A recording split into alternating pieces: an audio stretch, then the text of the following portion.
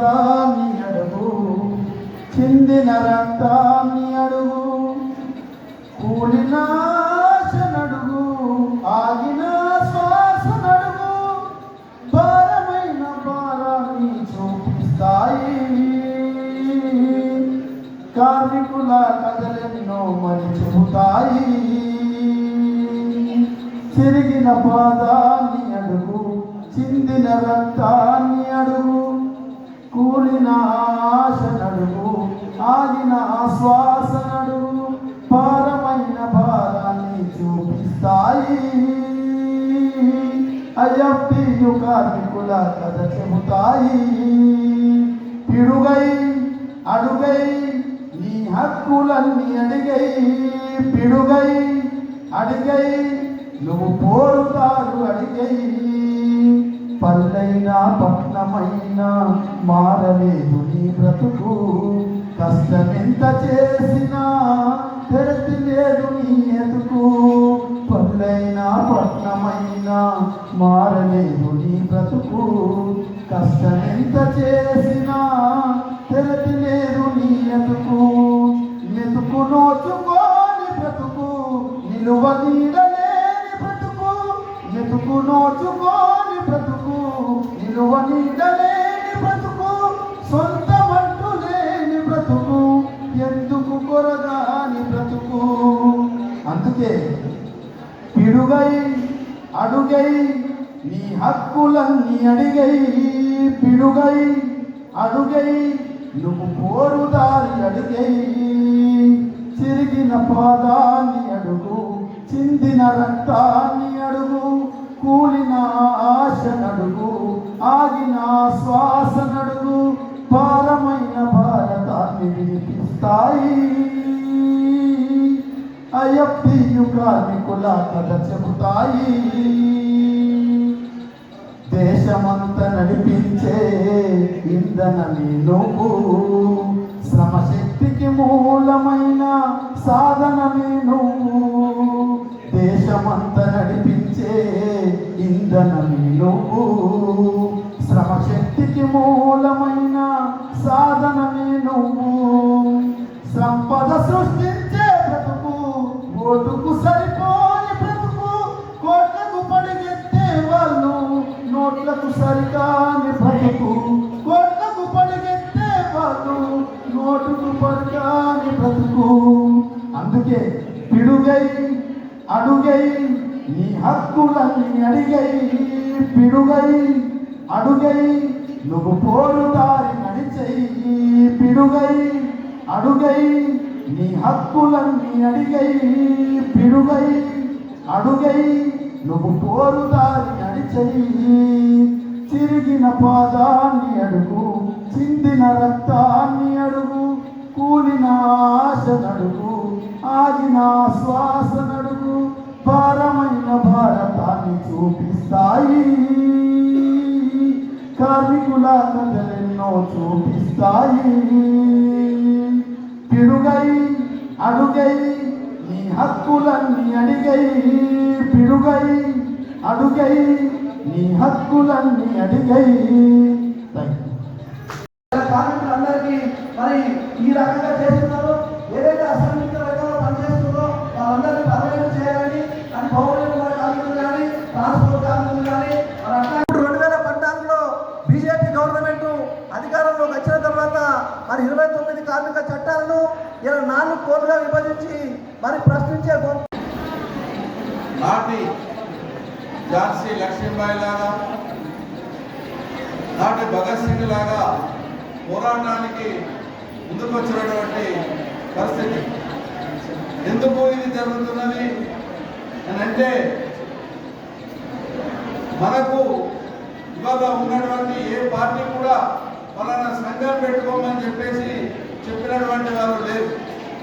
Only ఎర్రజెండా party తప్ప ఎవరు కూడా ఈ సంఘాల గురించి పోరాటాలు చేయడము, వాళ్ళ హక్కుల్ని సాధించుకోవడము, లేనటువంటి చట్టాన్ని అమలు చేయడానికి పోరాటాలు చేయడం అనేది నేర్పింది మన ఎర్రజెండా పార్టీ. నాటి నుంచి నేటి వరకు సుమారుగా 44 చట్టాలను ఈ కార్మికులు సాధించుకుంటే ఇవాళ వాటిని రద్దు చేయడానికి నరేంద్ర మోడీ ప్రభుత్వం తనకున్నటువంటి ఎంపీల బలంతో పార్లమెంట్లో పెట్టి రద్దు చేయడానికి ప్రయత్నం చేసి దీని మీద కార్మిక వ్యతిరేక విధానం కానరాగానే కొద్దిగా నసుకుతూ ఎన్నికలు తగ్గుతున్నటువంటి పరిస్థితిలో ఇవాళ వాటిని జబర్దస్తిగా అమలు చేయడానికి ఈ నరేంద్ర మోడీ ప్రయత్నం చేశాడు. తాను పుట్టి పెరిగినటువంటి గుజరాత్లోనే 10 గంటల పని విధానం 12 గంటల పని విధానం కొరకు కార్మికులతోని అక్కడ ఉన్నటువంటి లేబర్ అధికారులతోని అగ్రిమెంట్ చేసి వాళ్ళ శ్రమను దోసుకుంటున్నటువంటి పరిస్థితిని ఇవాళ మనం చూస్తూ ఉన్నాం. మొన్నటి వరకు నరేంద్ర మోడీ తన పుట్టి పెరిగినటువంటి గుజరాత్లోనే వీటిని అమలు చేసిండు. అదే రకంగా జెండా పేరు దండ ఒకటే అంటే కట్టె ఒకటే అనే పద్ధతులలో ఇలా కర్ణాటకలో ఉన్న కాంగ్రెస్ ప్రభుత్వం కానీ నిన్నటి వరకు వాళ్ళు కూడా ఈ 10 గంటలు 12 గంటల అగ్రిమెంట్లు లేబర్ అధికారులతో చేయించి కార్మికుల శ్రమను దోసుకుంటున్నటువంటి పరిస్థితి. అదే రకంగా ఇవాళ మనల్ని పరిపాలిస్తున్నటువంటి కాంగ్రెస్ రేవంత్ ప్రభుత్వం కూడా అదే విధానం మన దగ్గర కూడా 282 రూల్ తీసుకొచ్చి ఆ అగ్రిమెంట్లు చేయడం అనేది జరుగుతూ ఉన్నది. 150 సరుకుల ధర పెరిగింది కాబట్టి మనం సమాన పనికి సమాన వేతనం తెచ్చుకోవాలి. మన కార్మికులందరం ఐక్యంగా ఉండి పోరాడి మన హక్కులు సాధించుకునేంత వరకు మనం ఎంత వరకు వేయద్దని ఈ కార్మికులందరికీ ధన్యవాదాలు తెలియజేస్తున్నాం. మన కార్మికులకు అండగా ఉండని చెప్పింది. కానీ ఏం చేస్తున్నాడు కదా, అవ్వదుడే నరేంద్ర మోడీ, అవ్వదుడే నరేంద్ర మోడీ, నమ్మించి మోసగించిండే అవ్వదుడే నరేంద్ర మోడీ. కార్మికులకు అండగుంటాని, కార్మికులకు అండగుంటాని, కంపెనీలతో చేయి కలిపిందే అవ్వదుడే నరేంద్ర మోడీ. ఎన్నికలనేమో ఉపాధి భద్రత కాపాడతా, అదేవిధంగా దేశంలో ఉన్నటువంటి కాంట్రాక్ట్ అవుట్సోర్సింగ్ కార్మికులందరినీ కూడా పర్మనెంట్ చేస్తా అని చెప్పి, అట్లాగే స్వచ్ఛ భారత్లో పనిచేస్తున్నటువంటి గ్రామ పంచాయతీ మున్సిపల్ కార్మికులకు సపోర్ట్గా ఉంటాయని చెప్పి ఢిల్లీకి పిలిపించి వాళ్ళకు చాలా వైపు కాలు మొక్కిండు. కానీ వాళ్ళ వేతనాలు పెంచేదాన్ని మాత్రం నిర్లక్ష్యం చేస్తా ఉంది. ఇవాళ 4 లేబర్ కోడ్లను తీసుకొచ్చి మొత్తం కార్మికులకు మరణ శాసనం విధించిండు. ఎందుకంటే గతంలో పోరాడి సాధించినటువంటి 44 చట్టాల్లో 29 చట్టాలను మొత్తం తీసిపడేసి 4 లేబర్ కోడ్లు. కోడ్ అంటే అది ఆర్ఎస్ఎస్ పరిభాష. ఆర్ఎస్ఎస్ పరిభాషలో కోడ్ అంటే స్మృతులు అన్నట్టు. అంటే గతంలో ఉన్నటువంటి చట్టాలకు ఇప్పుడున్న చట్టాలకు ఏవైనా చట్టాలకు వ్యతిరేకంగా మాట్లాడే హక్కు లేదు. సంఘం పెట్టుకునే హక్కు లేదు. యూనియన్ పెట్టుకునే 45 రోజుల్లో యూనియన్ రిజిస్ట్రేషన్ ఇవ్వాలా, కానీ ఇవ్వట్లేదు. ఇట్లా మొత్తం కార్మిక వ్యతిరేక విధానాలు అవలంబిస్తూ ఉంటూ ముఖ్యంగా ప్రభుత్వ రంగ సంస్థల్లో పనిచేస్తున్నటువంటి అది అంగన్వాడీ కావచ్చు, గ్రామ పంచాయతీ కావచ్చు, మున్సిపల్ కావచ్చు, లేకపోతే ఇంకా హాస్టల్స్ కావచ్చు, వీళ్ళందరికీ కూడా సమాన పనికి సమాన వేతనం ఇవ్వాలని చెప్పి 2016 అక్టోబర్ 26 నాడు తీర్పు వచ్చింది. కానీ ఈ 9 సంవత్సరాల 11 ఏళ్ల పరిపాలనలో ఇప్పటికి ఎటువంటి అతిగతి లేదు. అందుకోసమే ఓ అయ్యా నరేంద్ర మోడీ ప్రశ్నిస్తేనేమో తప్పుడు కేసులు పెడతా ఉన్నావు, ప్రశ్నించకూడదు అంటున్నావు, యూనియన్లు పెట్టుకోవద్దు అంటున్నావు. మరి ప్రజాస్వామిక దేశంలో ప్రజల చేత ఎన్నుకోబడినటువంటి నీవు రాజ్యాంగం మీద ప్రమాణం చేసి దేశంలో ఉన్నటువంటి ప్రజల నా సహోదరులు అని చెప్పి ప్రతిజ్ఞ చేసి ఎక్కినావు కదా, మరి మేమంతా కార్మికులం కానీ కర్షకులం కానీ ప్రజలను కాదా అని చెప్పి ప్రశ్నిస్తూ ఉన్నాం. మరో దిక్కు రైతు వ్యతిరేక నల్ల చట్టాలు తీసుకొచ్చి రైతుల యొక్క భూమిని కబ్జా చేసి కుట్ర చేస్తుంటూ ఢిల్లీలో రైతులు ఆందోళన చేస్తే దాదాపు సుమారు 700 మంది చనిపోయిన తర్వాత అప్పుడు ఎనికి తగ్గింది. ఇవాళ కార్మికులను కూడా మనం గట్టిగా 8 గంటల పని కోసం కార్మిక చట్టాల అమలు కోసం గట్టిగా కొట్లాడితేనే మనం సాధించుకుంటాం. లేకపోతే నరేంద్ర మోడీ మొత్తం కంపెనీ వాళ్ళు వారంలో 90 గంటలు 70 గంటలు పని చేయాలని చెప్పి అంబానీ ఆదాని లాంటి కార్పొరేట్ కంపెనీ చెప్తే వాళ్ళ మాట నెత్తికెక్కించుకొని కార్మిక వ్యతిరేక విధానం అవలంబిస్తూ ఉన్నాడు. అదేవిధంగా కుటీర పరిశ్రమ దెబ్బతీస్తూ ఉన్నాడు. అది బీడీ పరిశ్రమ కావచ్చు, జూటు పరిశ్రమ కావచ్చు. కాబట్టి వీటన్నిటికీ వ్యతిరేకంగా పెద్ద ఎత్తున పోరాడాల్సిన అవసరం ఉంది. ఇవాళ సమ్మెలో భాగంగా మీరు అందరూ కూడా ఇక్కడ వచ్చినట్టు అందరికీ కూడా ఐఎఫ్టీ తరఫున, జేఏ తరఫున ధన్యవాదాలు తెలియజేస్తూ లాసలా ఆ జీవో మన దగ్గర రాకముందే మనం ఆ జీవోను తిప్పికొట్టే పరిస్థితి మనం ఎదుర్కోవాలి. ఈ సమ్మె సందర్భంగా అందరం మనం ర్యాలీలో అటు ఇటు వెళ్ళకుండా మన పనిగల గురించి బయట పబ్లిక్ కూడా అర్థమయ్యేటట్టుగా చెప్పుకుంటూ మనం వెళ్ళిపోవాలి. ఈ సమ్మె ఎప్పుడో పక్కలకు వెళ్ళకుండా మనం ఇక్కడ ఎందుకు వచ్చినాము ఏంటి అనేది మనం తెలిసేటట్టుగా బయట మనం ఇప్పుడు మన అందరికీ తెలిసి ఇక్కడ బయట వాళ్ళకి మన గురించి తెలియదు. మనమే మాట్లాడుకుంటున్నాము. మనకు ఇచ్చిన జీతమే సరిపోతలేదు, గౌరవ వేతనం మధ్య కనీస వేతనం కావాలని కొట్లాడుతున్న తరుణంలో మళ్ళీ జీవో తీసుకొచ్చి పెట్టింది. అందుకే ఈరోజు మనం ఈ సమ్మెలో భాగంగా తిప్పి కొట్టాలని అందరికీ వందనాలు తెలియజేస్తున్నాం. తెలంగాణ ప్రకటిస్తున్న బీడీ వర్కర్స్ యూనియన్ ఐఎఫ్టీ తరఫున మీ అందరికీ విప్లవ అభినందనలు తెలియజేస్తున్నాం. ఈరోజు భారతదేశ వ్యాప్తంగా సార్వత్రిక సమ్మె జరుగుతుంది. ఈ సమ్మెలో బీడీ కార్మికులు, ఆశా, అంగన్వాడీ, మున్సిపల్, గ్రామ పంచాయతీ, మధ్యాహ్న భోజనం, కస్తూర్బా, బ్యాంకు, ఎల్ఐసి, అట్లాగే విద్యుత్ శక్తి వాళ్ళు, బొగ్గు, జోడు పరిశ్రమకు సంబంధించిన దాదాపు 30 కోట్ల మంది ఈరోజు దేశవ్యాప్తంగా సమ్మె చేస్తున్నారు. ప్రధానంగా భారతదేశ కార్మికులు అనేక సంవత్సరాలు పోరాడి సాధించుకున్నటువంటి హక్కుల్ని నరేంద్ర మోడీ తాను ఆదాని, అంబానీ లేదా విదేశీ కార్పొరేట్ శక్తులకు లాభం చేయడం కోసం ఇవాళ 29 కార్మిక చట్టాన్ని తొలగించి 4 లేబర్ కోడ్లు తీసుకొచ్చి మనందరి మెడకు ఉరితాలు బిగిస్తున్నాడు. అంటే ఈరోజు ప్రపంచం ఎంతో ఎత్తులో ఎదుగుతుంటే భారతదేశంలో ఉన్నటువంటి 50 కోట్ల మంది స్వతంత్రానికి పూర్వం ఎట్లాంటి భక్తులు ఉండేనో, అయ్యా దొర, రాజు దొర, బాంచం దొర, నేను భక్తుల దొర ఎట్లయితే బతికిలాడిరో అట్లా తిరిగి మనల్ని బానిసలుగా, కట్టు బానిసలుగా తయారు చేయడానికి నరేంద్ర మోడీ ప్రభుత్వం అనుసరిస్తున్న కార్మిక వ్యతిరేక విధానాలకు వ్యతిరేకంగా పోరాటం చేయడానికి వల్ల 10 జాతీయ సంఘాల ఆధ్వర్యంలో ఈరోజు మనం ఈ కార్యక్రమాన్ని నిర్వహిస్తున్నాం.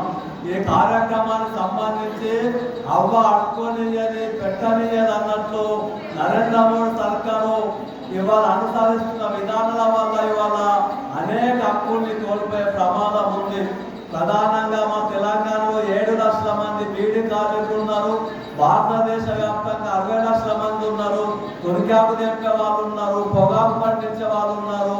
ప్రత్యక్షంగా కానీ పరోక్షంగా కానీ 2 కోట్ల మందికి ఉపాధిస్తున్నటువంటి బీడీ పరిశ్రమ ఇవాళ 220 రూపాయల పైగా జీఎస్టీ బీడీ పరిశ్రమ మనుగడలే ప్రశ్నార్థంగా వారి ప్రమాదం తీసుకొచ్చిండు. ఇప్పటికే చాలా కంపెనీలో పని లేక, పని దినాలు లేక అన్నమో రామచంద్రాన్ని బతుకుతున్న పరిస్థితి ఉంది. అంతేకాకుండా ఇలా మానవుడు తన భర్త, పిల్లలు, భార్య, పిల్లలు, కుటుంబాలతో మంచి చదువులు జరిపించి, మంచి తిండి తిని, మంచిగా బతికి తమ పిల్లల్ని ప్రయోజకులు చేసి దేశానికి అందించాల్సిన పరిస్థితిలో ఇవాళ సుమారు నెలకు 26,000 రూపాయల వేతనం ఇవ్వాలని చెప్పేసి సుప్రీంకోర్టు చెప్పిన నరేంద్ర మోడీ పట్టించుకోవడం లేదు. అంతేకాకుండా రాజీనామా చేసిన వాళ్ళకు 700, 800, 900 రూపాయలు మాత్రమే పెన్షన్ ఇస్తున్నారు. ఒక సిలిండర్ కూడా రాదు 700.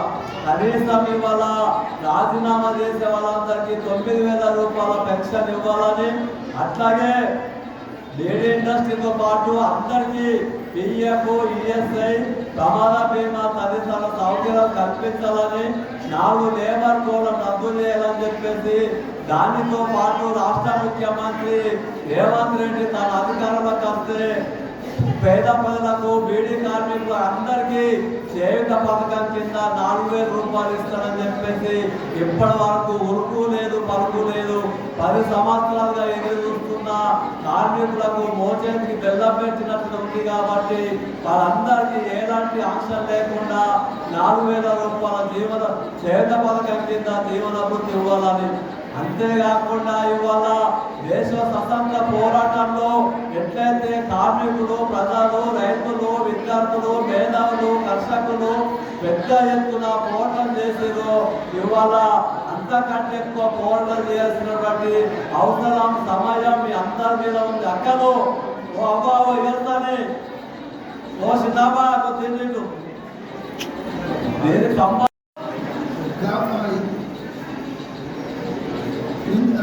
ఇంగ్లీష్ వారు పరిపాలిస్తున్నప్పుడు 40 చట్టాన్ని తయారు చేసింది. ఆ చట్టాన్ని తీసుకుపోయి నేటి కేంద్ర ప్రభుత్వం మనకి 4 కోట్లు తీసుకొచ్చింది.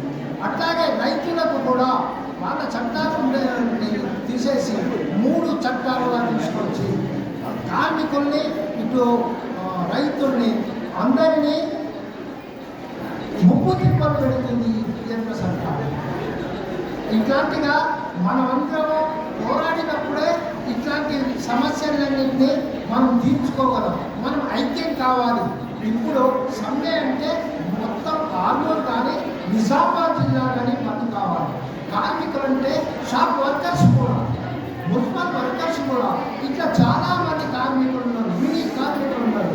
ప్రతి వాళ్ళు వాళ్ళ ఇష్టంతో సమ్మె చేయాలి.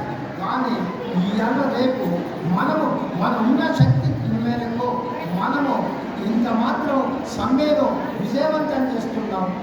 నేటి సర్కారు ఏంటంటే మనని జిఎస్టీ తీసుకొచ్చింది. జిఎస్టీ తీసుకొచ్చి చిన్నపిల్లలు తాగే పాలుని కూడా జిఎస్టీ పెట్టింది. మనం ఛాయ్ తాగితే ఛాయ్ కూడా జిఎస్టీ పెట్టింది. ఒకే పన్ను విధానం వల్ల మనకు నష్టమే ఉంది.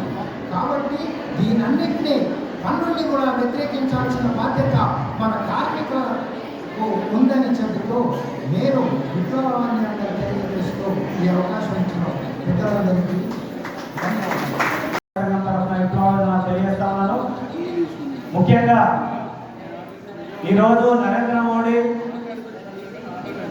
కార్మిక, రైతు, ప్రజా వ్యతిరేక విధానాలను అవలంబిస్తా ఉన్నారు. మన దేశంలో ఉన్నటువంటి సంపదంతా కూడా ఈరోజు పెట్టుబడిదారులుగా ఉన్నటువంటి అదానీ, అంబానీ లాంటి వాళ్ళకి లక్షల కోట్ల రూపాయలు ఈరోజు వాళ్ళు సబ్సిడీ ఇస్తా ఉన్నారు.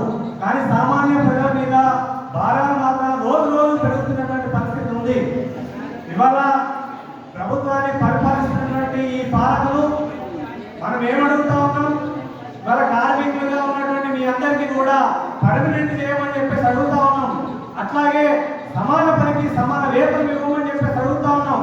ఈ రోజు పెరుగుతున్నటువంటి ధరలకు అనుగుణంగా కనీస వేతనాన్ని ఇవ్వమని చెప్పేసి అడుగుతా ఉన్నాం. ఈఎస్ఐ, పిఎఫ్ వీటన్నింటినీ అమలు చేయమని చెప్పేసి అడుగుతా ఉంటే వీటి గురించి పట్టించుకునేటటువంటి ప్రయత్నం చేయలేదు. పైగా కొట్లాడి సాధించుకున్నటువంటి చట్టాన్ని ఈ రోజు వాటిని మార్చి 4 కోట్లుగా వాళ్ళ పెట్టుబడిదారులు, అదానీ, అంబానీ లాంటి పెట్టుబడిదారులు ఎవరైతే ఉన్నారో వాళ్లకు 8 గంటలు కాదు 12 గంటల వరకు పనిచేయాలని చెప్పేసి ఈరోజు చట్టాన్ని తీసుకొచ్చినటువంటి పరిస్థితి ఉంది. అందుకే ఈ పని మేము చేయలేము ఇన్ని గంటలు అని చెప్పేసి ఈరోజు దేశవ్యాప్తంగా అన్ని రంగాల కార్మికులతో పాటు మరి గ్రామీణ ప్రాంతాల్లో ఉన్నటువంటి రైతులు కూడా ఈ సమ్మెలో పాల్గొని విజయవంతం చేయాలని చెప్పేసి నిర్ణయించడం జరిగింది. అందులో భాగంగానే నరేంద్ర మోడీ ప్రధానమంత్రిగా ఉన్న తర్వాత 3వసారి అధికారంలోకి వచ్చిండు. ఈ అధికారంలోకి వచ్చిన తర్వాత మొత్తం ప్రజా సమస్యలను కూడా వదిలేసి సంవత్సరానికి 2 కోట్ల ఉద్యోగాలు ఇస్తానని అన్నాడు. ఎవరికి ఉద్యోగం ఇచ్చినటువంటి పరిస్థితి లేదు. ఈ రోజు ప్రభుత్వ రంగ సంస్థలన్నింటినీ ఒక్కొక్కటి ప్రైవేట్ పరం చేస్తా ఉన్నాడు, పని భారాన్ని పెంచుతా ఉన్నాడు. ఈ విధానాన్ని మార్చాలని చెప్పేసి కార్మికులకు అనుకూలమైనటువంటి చట్టాలను కొనసాగించాలని చెప్పేసి మనం డిమాండ్ చేస్తా ఉన్నాం. అంతేకాదు ఈరోజు ప్రజల మీద భారాలు వేయడంతో పాటు రైతులకు ఇచ్చినటువంటి హామీలు ప్రధానంగా ఇవాళ రైతులు పండించినటువంటి పంటలకి గిట్టుబాటు ధర కల్పించాలని చెప్పేసి అడుగుతా ఉన్నాం.